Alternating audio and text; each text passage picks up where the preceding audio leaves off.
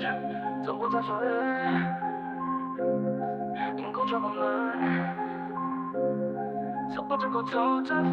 有都唔食嘅狗仔粉。我本身係渴望地很手寫食評，香港好食嘅嘢已經買少見少，諗住佢係咪自戀就入去試下，點知食物質素真係只能說可以接受。所謂自戀根本名貴實啲狗細粉，煮到爛晒，身材魚肉極於硬骨骨，食唔到魚肉味，咖喱魚蛋真係好味，甜到米芝蓮水準中評高到離晒譜，老闆睇到好可以為香港人爭翻一口氣，提升一下員工態度，夾食物質素，一碗37元港幣的方盒子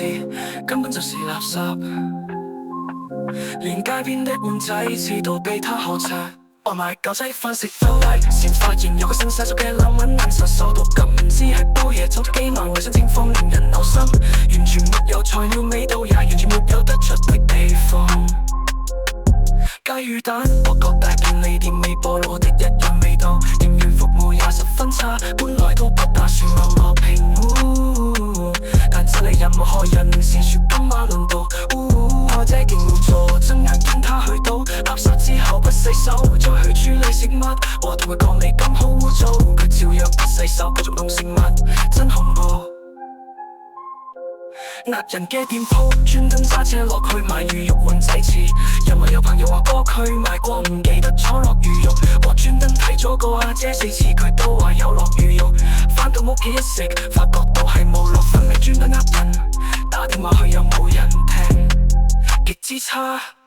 服務員不友善，買一碗粉早起來就可以了，卻故意讓人在外面等很久。最近我家人借了還拉了很多回頭紙，好難食俾佢門口啲相壓咗入去食一啖就知中招。香港食過最難食的餐廳冇有之一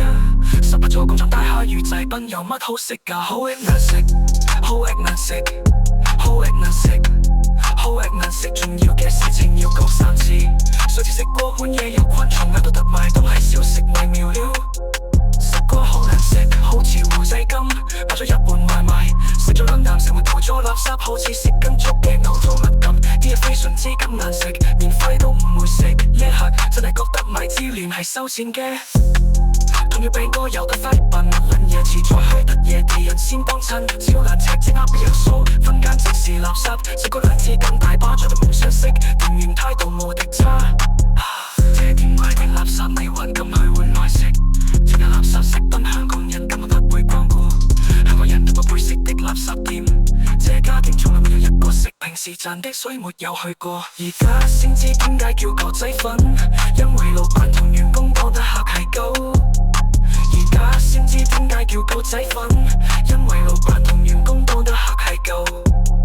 而家先知點解叫狗仔粉。